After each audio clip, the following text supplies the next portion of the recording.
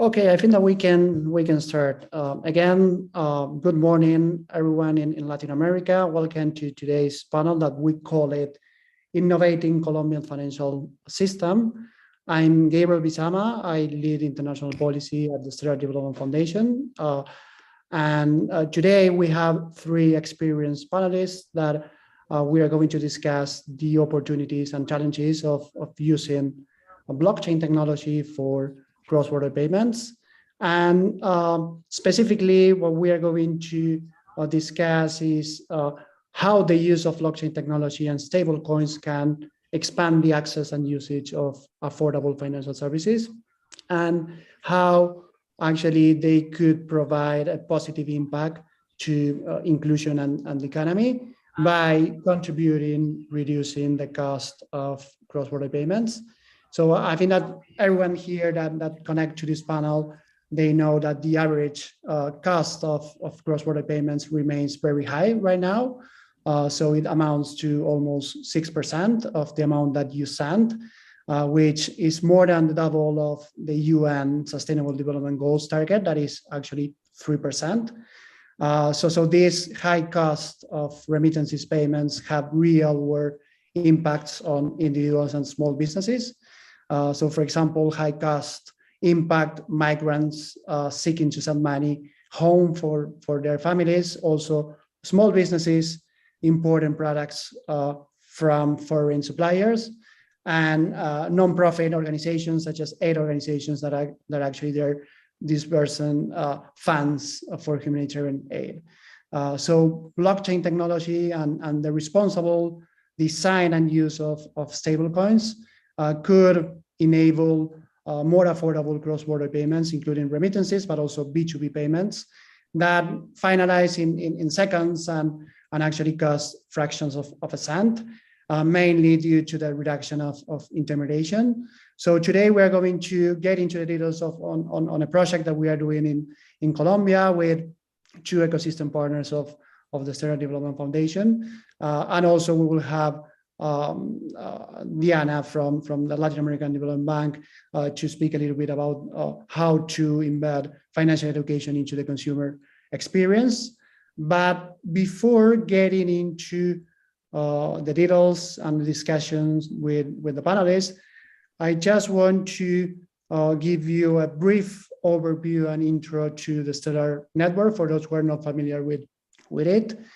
So Stellar is an open blockchain with control capabilities for issuers. And what does this mean? So actually is a blockchain is a network that actually gives, on the one hand, controls to asset issuers that ensures safety and security of a permission or closed network, but at the same time, it leverages openness and interoperability that foster competition, innovation, and inclusion. And some examples of this, just to give you some clear examples, is AML and CFT features and clawbacks. So something that is called authorization required is a flag that it could be when an asset issuer issues an asset, it could make sure that it has this AML and CFT feature that ensures that a financial entity, when it's distributing an asset, identifies who is the holder of that asset, and this would gives controls to the issuer that AML and CFT regulations are being complied with. So we think that AML and CFT is important, but also clawbacks are important. So if an asset issuer such as a regulated financial entity or a fintech or a digital wallet or even a central bank that issues a CBDC actually include this flag on the asset, gives the possibility of to the issuer to recover the funds in the event of a fraud, for example. But this is not only relevant in the case of fraudulent transactions, but also is relevant if, for example, a user lose the private keys. So we think that clawbacks are really important. And just to step back a little bit and some data on Stellar. It was established in 2014, and so actually it's one of the blockchains that is most established, and it's designed, or it was designed for payments. The main use case right now on Stellar is cross-border payments, but also we are working in other use cases such as CBDCs and using blockchain for distributing humanitarian aid. Since it launched, the network processed more than 2.6 billion transactions, and currently is processing more than 6 million transactions in a day-to-day basis.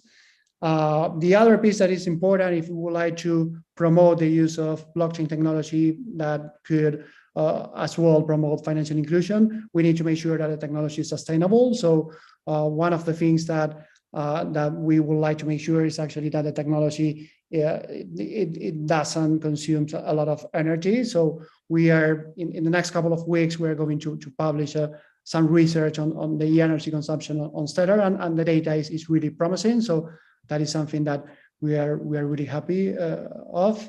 And it is supported by the Stellar Development Foundation, which mission is to promote the access and use of financial services. And actually, the foundation is a non-profit organization, and is not a charity. Actually, it pays taxes in the US, specifically in California. And the whole goal of the foundation is to support the development of the network. So with that, I think that we can start. But before starting, actually, this panel is led up to the Tech Startup Weekend Blockchain in Mexico City. That is going to happen next weekend. And actually, this is an event that brings together the community in Latin America that is building solutions in finance, but not only on Stellar, in any blockchain. So actually, we are inviting those developers and startups and fintechs and others that actually are building products in Latin America. And if you have a good idea to solve any problem for the target audience that we work in terms of payments, you are more than invited to attend in person or even virtually the hackathon. So actually, there you have the link to sign up. So feel free to do it. And if you have any questions, you can ask me or Anke after this panel.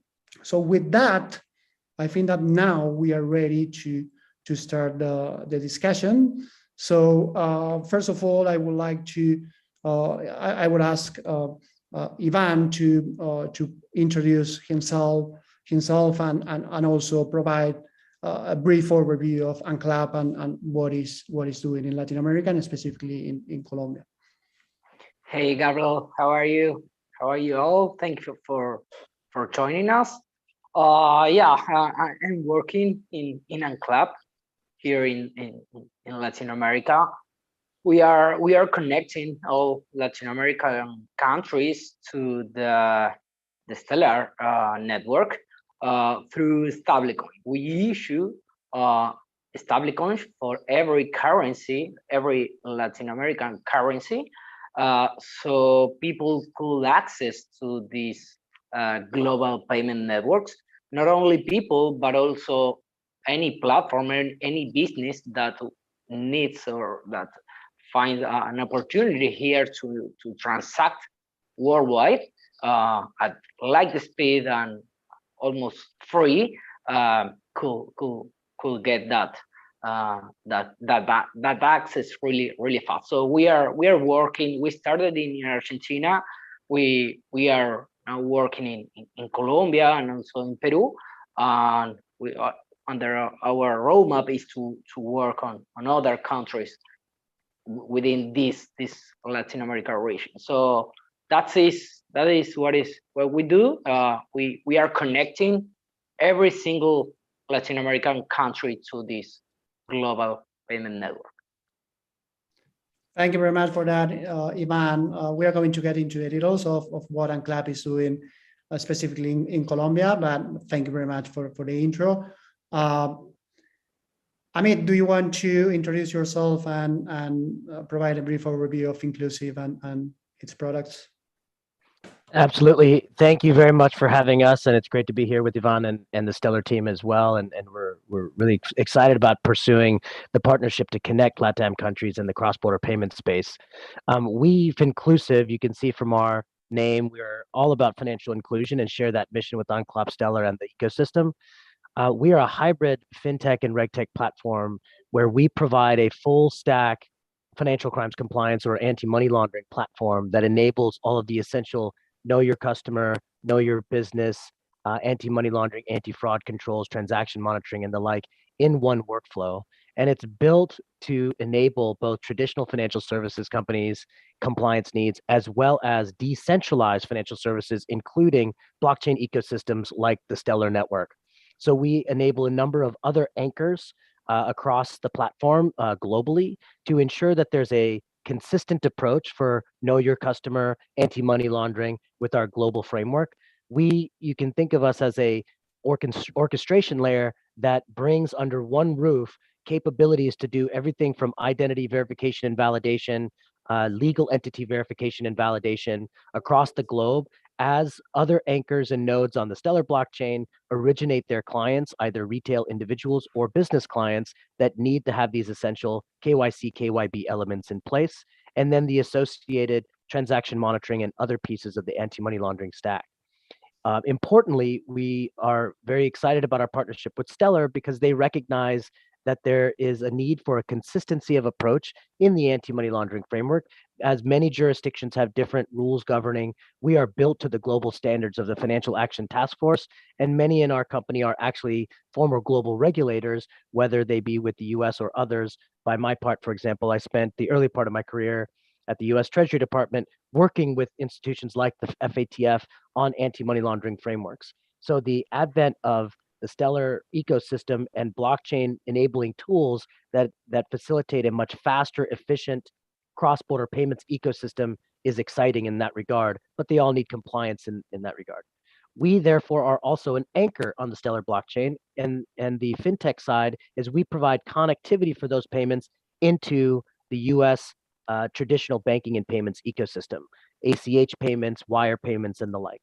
So we can connect with Yvonne's team and the customers that they are working with to facilitate cross-border payments for household remittances, small business payments, and the like, and enable on and off-ramping for assets that are transacted on the Stellar blockchain, for example, like USDC, that may come inbound to counterparts to be paid in the US, where we can then off-ramp to the US payment system and then push or pull funds using ACH or wires, and as well as outbound flows as well. So we perform two key functions. We're a gateway between traditional financial and banking ecosystems in the United States to be able to hold funds in accounts with our partner banks in the US, access those ACH and wire rails, and then be able to on and off ramp for payments using the global Stellar blockchain ecosystem and working with partners like Yvonne to really connect the Latin American business and household community in their cross-border payments needs.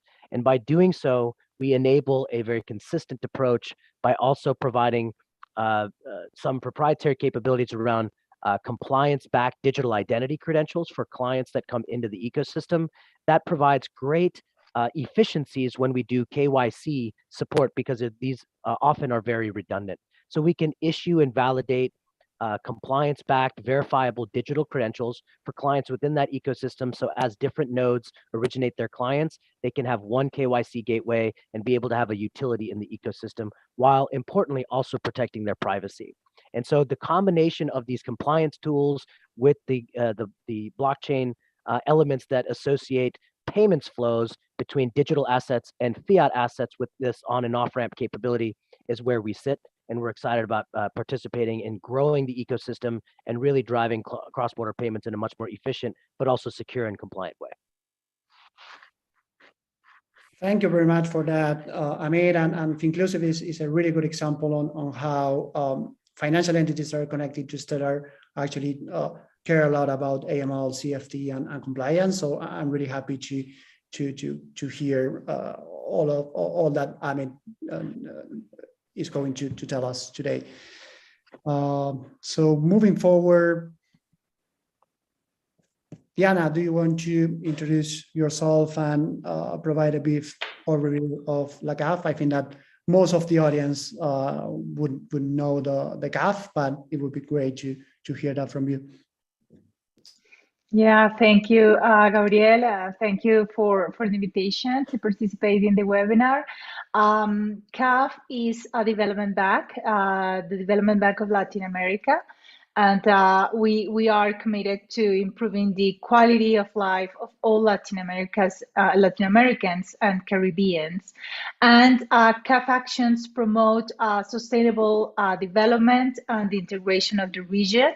And we provide financial support and consulting services to both the public and private sectors in our shareholder countries, which are 20 countries, 18 countries in Latin America and the Caribbean, plus Spain and Portugal.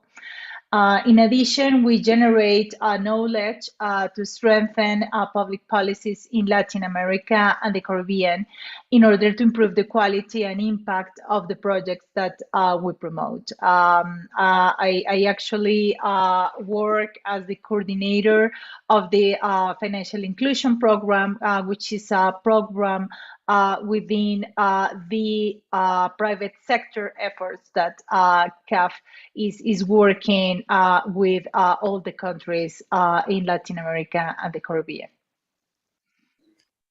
Thank you very much for that brief overview, Diana, and it's a pleasure having you here as well, and I'm making sure that you are involved in the project from a financial inclusion and also from a financial education standpoint. That is something that is really important for us. So after these quick introductions, I think that we can start with a panel, and we can get into the details on the project that we are doing in Colombia. And just to give you a brief overview of that, what we are doing with Unclapp and Finclusive is try to under pilot project, try to gather data on how much is the cost of sending funds across border using the Stellar blockchain. We are really happy to see the results after that in terms of the pricing and the potential savings that actually someone sending money from the US and someone receiving money from Colombia can make using blockchain. So actually, with this background, I have the first question for you, Amit, is actually, what do you think that are the benefits and opportunities of using blockchain and stable coins for cross-border payments for someone who is living in the US and is willing to send money to Latin America, for example, to Colombia? Great, thank you very much for the question. The core really comes down to three benefits: cost, efficiency, as well as security, right?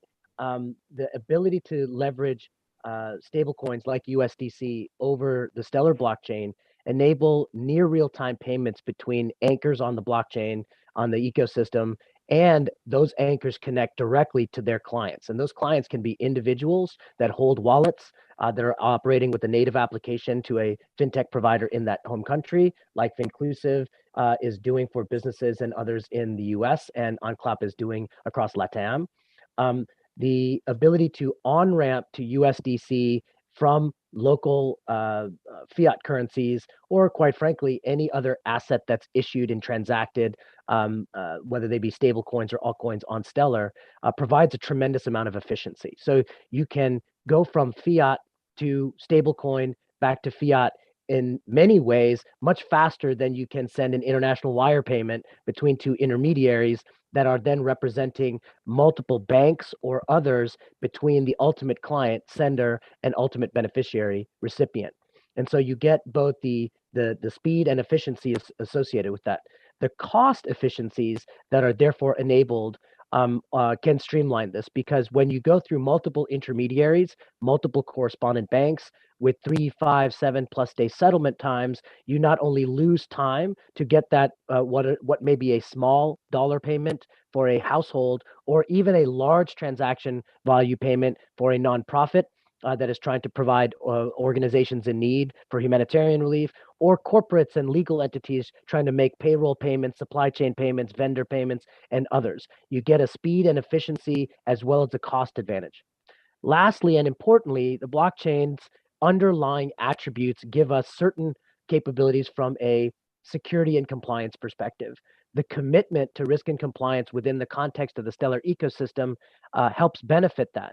While because we provide essential KYC, KYB elements, know your customer, know your business elements, and therefore issue unique digital credentials, what that enables is that in individual context in those countries, when they onboard a client, an individual, and they go through the identity verification, document, non-documentary, background, sanction screening processes, many of these are very piecemeal, and we can consolidate them through the Finclusive ecosystem.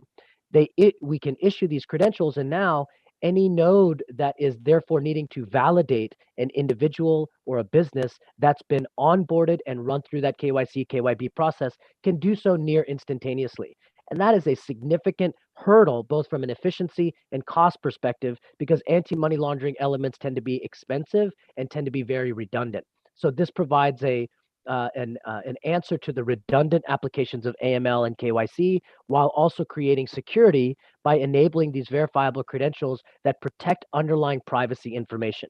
Whereas in the traditional financial services context, when a sender sends money through multiple intermediaries to a recipient in a foreign country, you have to disclose underlying account and personal information through that payment chain. And one is able to do so now in adherence to those compliance rules without having to attach the very underlying privacy information. And because the ledger is immutable, you can search both transactions from an anti-fraud, anti-money laundering perspective, as well as ensure that there's no illicit activity that's happening in the system. So the immutability of the ledger, the transparency that it provides, while also creating a privacy protection layer, is inherently part and parcel of blockchain technology. When combined in this ecosystem, like through the Stellar Development Foundation support of the Stellar network and companies like Unclapp and Finclusive, now you get connectivity between asset issuance, payments, and the interconnectivity between stable coins and fiat currencies in multiple markets with the KYC and anti-money laundering layer. So net result is you get security, speed, and efficiency. That's great. From a Colombian perspective, so actually someone who is receiving funds from the US to Colombia, Ivan, what do you think that are the main benefits of using blockchain and also stable coins for cross-border payments? The benefits, Amit has told a lot of the benefits, and I deeply agree on what he said.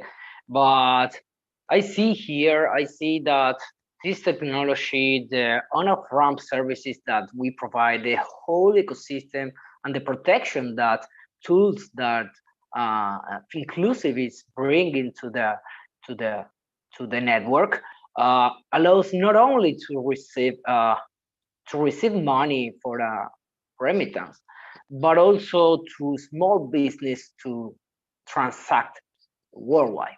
I mean, this is technology that not only allow us to help those people that could or doesn't have access to financial services or are paying too much for getting money from abroad, but also to small businesses to start offering their products and service to other countries. In Colombia, like other country of the region, of the Latin region, Argentina and others, the necessity is clear because of the lack of formal jobs. There are a huge cash network that probably, and that's also something that we should work on. It's something that hurts the people economy. Maybe if you don't have enough financial education, and that is where we want to work here. Maybe you don't realize how much are you losing using traditional rails, or maybe you are used to use that rails, but using this technology, using this network, it could benefit people not only to get money from a relative in the US faster and cheaper, but also to start working on their personal economy. I mean, how to use money, how to save, how you could offer your personal services. Like, I don't know, it could go through I don't know, a tourney, or to a live streamer, a gamer. And these rails, these blockchain rails, allow people to start transacting worldwide, but using our domestic currency, or the currency you want. But at the end of the day, when you need to consume and use local financial services for local payments, or whatever you need, there is a way to interact between the digital network and the local financial system, and that is what we do. We represent the local currency and allow people to move from one world to the other world easily. So I think I'm pretty sure that this is a next charter in our region, when talking about financial services and financial opportunities for people. But I also I also want to highlight the benefits that small businesses, or freelancer, or self-employed people could be benefit of this entire network. Not only people who are receiving money from abroad, but also to develop your economy as and integrate yourself and provide your services worldwide. And I think that is huge. Probably, and I'm sure we have to work really hard on financial education. That is a must to have here. But this technology and this ecosystem have a lot to do with people. And as soon as the people start seeing and feeling the benefits of all this network, sooner or later they will become more familiar with it. And of course, that is a process, and we start trying to demonstrate that using these blockchain rails for transacting and for using your money and accessing financial services, it's the first step for a huge other opportunities in the next few years. This is really interesting. Thank you very much for that, Ivana. And I think that you touch upon different issues that I would like to ask to Diana in terms of personal finance and financial education. So we have spoken a lot about benefits and opportunities, but in this context, we're actually, in order to send money, for example, from the US to Colombia, you need maybe a smartphone, you need connectivity. How do you think that financial education and financial literacy, and also digital literacy, is relevant for someone who is receiving money in Colombia, and how would you approach actually financial education in this context? Mm-hmm. Yes, thank you, Gabriel. I think that we need to think first. What is financial education? Because I mean, just traditionally financial education programs have been built on the assumption that transferring information to financial consumers about how to use financial products would lead to better choices and improved financial health.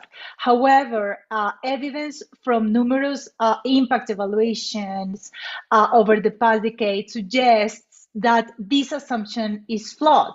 And there is a growing body of evidence showing that interventions designed using principles from behavioral economics are more likely to improve people's money management behavior than other interventions. So financial inclusion, we at CAP are working on programs on the improvement on financial inclusion. And we see that this requires financially capable customers who actively use products for their benefit.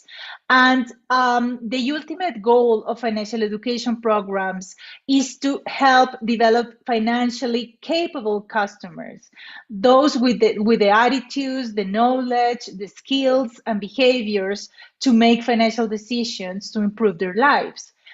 And there is also evidence that shows that higher levels of financial capabilities are related to greater levels of financial well-being or financial health through financial attitudes, skills, and behavior, such as savings behavior, previous own experience with the financial sector, comparison among different financial institutions before acquiring a new financial product, personal participation or involvement in the financial decisions of the household, among others. So we see that, for example, this project could benefit a lot from incorporating financial education from this behavior perspective. I mean, taking into account the needs of the customer needs and their behavior, and incorporating these kind of nudges that will help the customer or the remittance receiver to improve their savings behavior, for example. So we see this as a very important opportunity to incorporate this financial education evidence into this product in Colombia.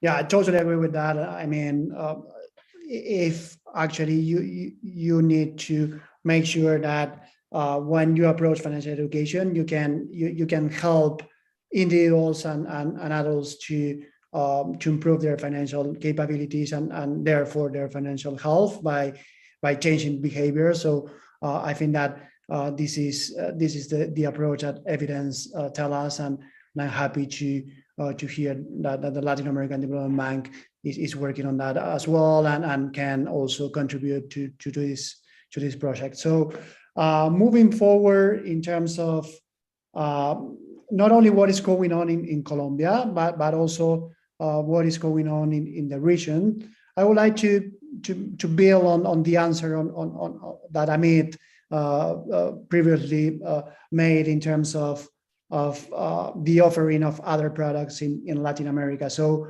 the question that I have for you, Amit, is whether Finclusive right now is planning to expand the offering of financial services in Latin America, in addition to this pilot that is working with Unclapp. So if you want to elaborate on that, that would be great. Sure. Thank you very much. Yes, the short answer to that is yes, and in a couple different and distinct ways.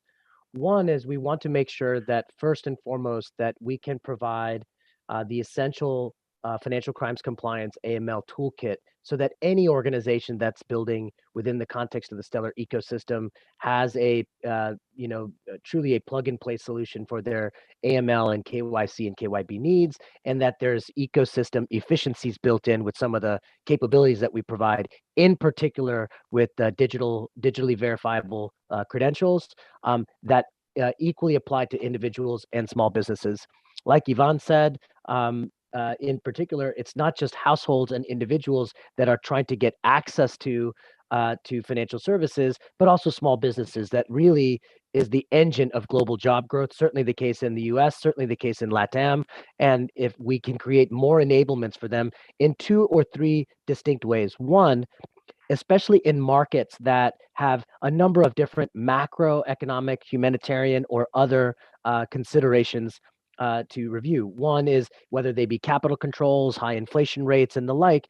Individuals at the household level and organizations want to know that when they hold value, that that value is secure. And so to the extent that we can provide connectivity for organizations within the context of the LATAM community, like Unclapp and others, that can connect individuals to therefore hold value in a U.S. account that provides some stability with respect to that the insured accounts that we can provide through some of our bank partners.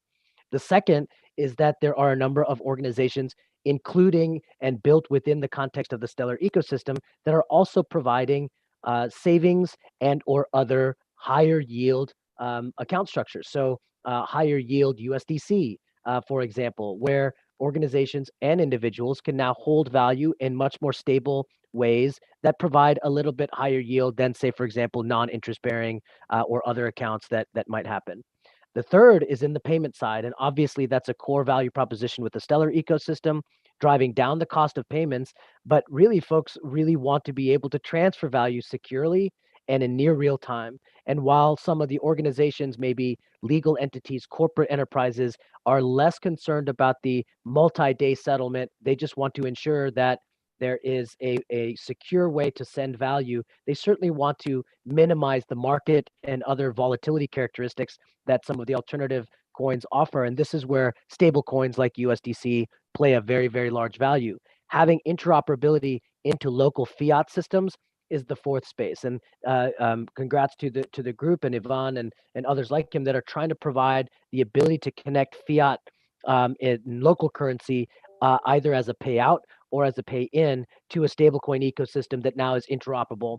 And then fifthly, I should say, is that what we are working to expand within the context of the Stellar community is obviously not only is there interconnectivity between LATAM and the US, but there's greater interconnectivity between LATAM and Africa, Africa and Europe, Africa and the US, and you now have organizations that are globally engaged.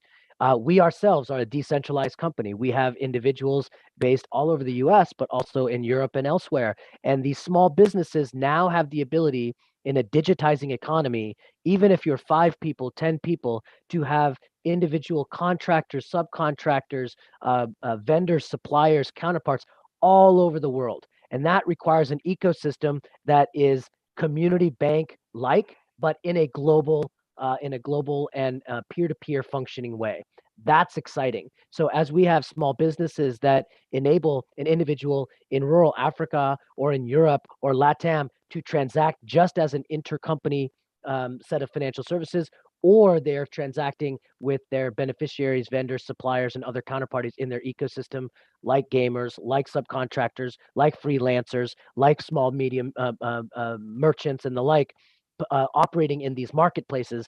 Those marketplaces want a secure value transfer ecosystem, and they want to do so compliantly. So those are the 4 or 5 ways that we are looking to expand these services beyond just compliance.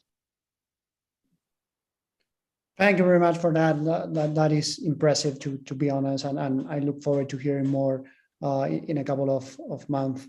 Ivan, do you want to share some details on the pilot that actually you are working with Finclusive, and also we are in a phase where at some point we're going to work as well with the Latin American Development Bank, and basically, if you want to also provide some details on the roadmap in Colombia in the short and medium term, that would be great. Okay, yeah. We are working together with Finclusive on bringing a solution for remittances, okay, between US and Colombia. but people need to understand that what we are bringing at the end of the day is infrastructure. So all other companies or developers can build solutions on top of these rails. What we are doing is just building rails, compliant rails. And of course, what we are doing today is working hand by hand with local regulators within Colombia, because of it's highly necessary to them to get a best understanding of what we do and how this blockchain race could help not only people but also the entire financial industry, providing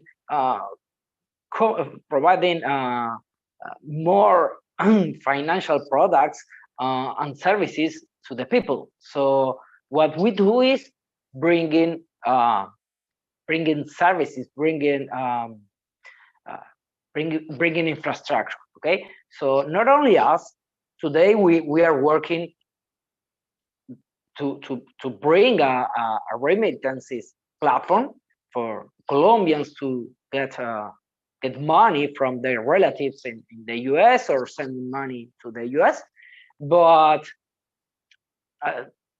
once we can prove that this rate, this infrastructure is compliant, it's huge for the standard or traditional remittances services, much faster and cheaper for people. We will start working on letting them know that it is an infrastructure that any other company within Colombia or within any other country, because we are a huge network, can bring products, financial services on top of this infrastructure. And that is what we are working. Today, we are still not live in Colombia, because we need to have a huge understanding of what we do with regulators. Of course, we are working together with them, and we are working to run the project within the local regulation sandbox, for them to have the best understanding of what we do. And of course, as bigger and as robust the project could be, if we work together on this, of course the whole industry will get the benefits of this infrastructure. I think that probably in the next month we could launch the platform. But again, I'm a technical guy, and I insist that I will love to see other companies within Colombia or US to start thinking financial solutions to build on top of these blockchain rails. We are working to prove that it represents a huge benefit for people, but please, those companies or developers that are seeing this panel, please have in mind that you could bring your solutions on top of this network. So that is what we are doing. Still working with regulators to make pretty sure that we are okay, and we have the grant to help the local ecosystem with this technology. And as soon as we could move forward in a few months, we will launch the remittances platform, and start working on other solution or other financial services like local payments or worldwide payments, and whatever. I hope not being me who bring those solutions, but other companies to build on top of the infrastructure we are bringing. That's the history, and I'm really excited on what we are doing, and of course having a huge partners like the like the CAF and the Stellar Development Foundation.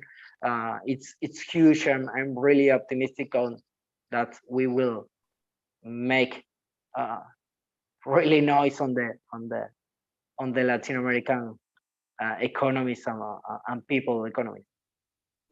Thank you very much for that, Ivan. I think that you mentioned something that is really important, and it's actually working together with regulators. So actually, these public-private partnerships, just to make sure that that you can that actually the technology, not only the technology, but actually the use cases are developing in different kind of economies. So building on that answer, Diana, from a development perspective, from a financial inclusion perspective, how do you think that actually regulators and policymakers can design a landscape that is that would promote the use of the responsible use of technology for bringing more inclusion? So do you have some thoughts on that?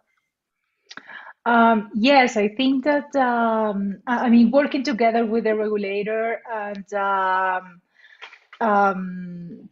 trying to be, I mean, part of the regulatory sandboxes in each country. I think it is very important, as Ivan just mentioned.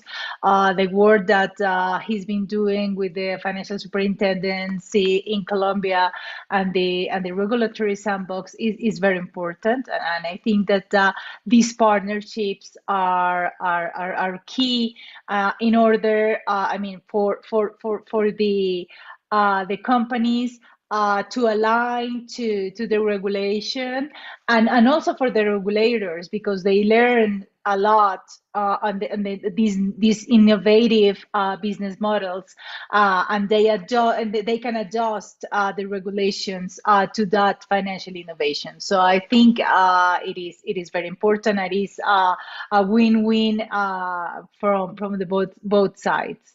And I also think that also incorporating this aspect that we were talking about on financial education and consumer protection is key, and for the regulator, this is very important. This is not only important to the consumer, but also from the regulation point of view, to incorporate this financial education and the impact of the usage of the product on the consumer protection and also the financial health of the customer. Yeah, I totally agree with that approach and what actually you have said. I think that we are running out of time, so I have the last question for all of you. Maybe we can start with Amit, and then we can continue with Ivan, and then with Diana. That actually we have been speaking a lot about cross-border payments and remittances and B2B payments. What other use cases you envision that could be built not only on blockchain, but actually in the financial innovation space that would promote access and usage of financial services and actually contributing to those who are in the informal economy to start operating in the formal economy in Latin America. So Amit, do you want to go first? Sure, there are a couple, and obviously thematically we've touched on some of them already. The cross-border remittance use case is not only very important as it relates to household remittances and those small dollar payments that individuals are making, as some folks have opined, and there's a lot of data out of the World Bank, IMF, and elsewhere that showed that especially outbound remittances from the U.S. to many LATAM countries and elsewhere in the world constitute very high percentage of even those countries' GDP and the longevity for those households to actually get funds from the United States. So the income economy, if you will, is just massive. I think it's worth re-emphasizing small business payments because, like I said, the global engine of job growth is small businesses. The number of small, medium enterprises and micro enterprises is really responsible for 90+% of global job growth. And this comes back to the changing nature of the job landscape, where there are more contractors, subcontractors, freelancers doing work interconnected with companies all over the globe that need a much more secure and innovative financial services space. Small businesses are categorically seen as high risk by many traditional lenders. So not only the ability for those individuals that are themselves small businesses as a contractor or freelancer or what we call an independent worker, but also those small businesses are competing for lending products and the extension of credit to just start and grow their businesses. And so that's another product that continues to be formulated within the context of fintechs as well as in blockchain-enabled ecosystems. So small dollar lending, small business financing is massive to enable these companies to start and to grow. And these can be enabled very easily in the same payments mechanisms that these blockchain networks provide, like with Stellar. And many of them need the appropriate due diligence to ensure that they've got the background legitimacy and effectively the worthiness to get those products and services. And then the third and fourth, I would say, is while we often talk about the inclusion aspects within the context of private industry, the nonprofit and humanitarian development sector cannot be overlooked here. More and more of organizations are realizing that being able to donate in non-fiat assets is attractive. I mean, you look at the conflict in Ukraine, within 48, 72 hours, the millions and millions of crypto assets that were donated on behalf of many NGOs and individuals around the planet to support the cause in Ukraine. And this is not a one-off. There are many organizations, many countries, frontier markets, those in conflict facing crises, that quite frankly, it's much easier for them to get a wallet and have tokens deposited and transferred to their wallet than it would be for them to get any kind of fiat asset because of the absence of banking systems, especially when you think about refugees and others, which you're talking about tens of millions of individuals worldwide that don't have access to them. And then you add the billion or so people on the planet that are just not born with an ID. Well, no bank, traditional financial services company, sees them as a legitimate party in the ecosystem. And this is where not only the blockchain from a compliance perspective, digital identity perspective pays huge value, but then the ability to then tokenize value and create an ecosystem where you can send value to them directly in a way that's secure. And then the final piece I will just say, because it's a little outside of the financial inclusion mandate, but equally relevant.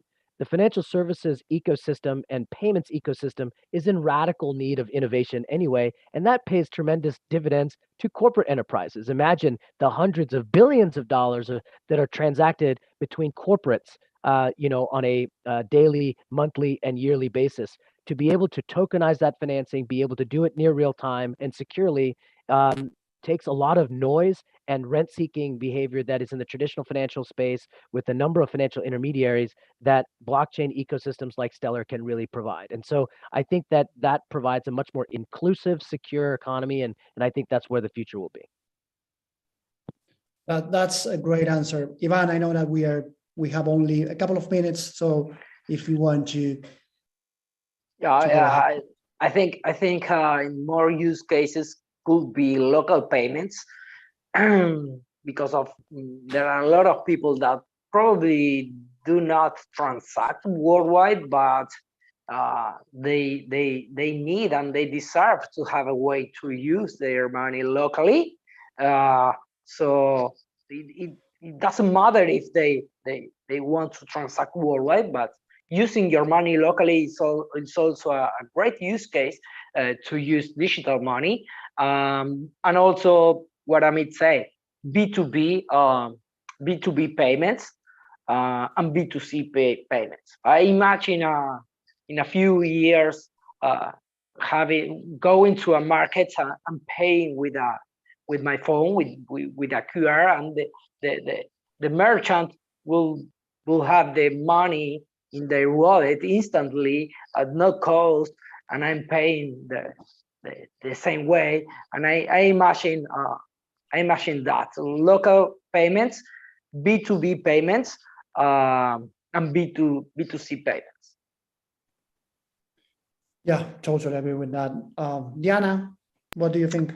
Yeah, very, very quick. I think more on the financial innovation perspective. I see more consumer-centric approaches or more consumer-centric products that takes into account. I mean, in the design, the needs of the different segments of population. For example, women.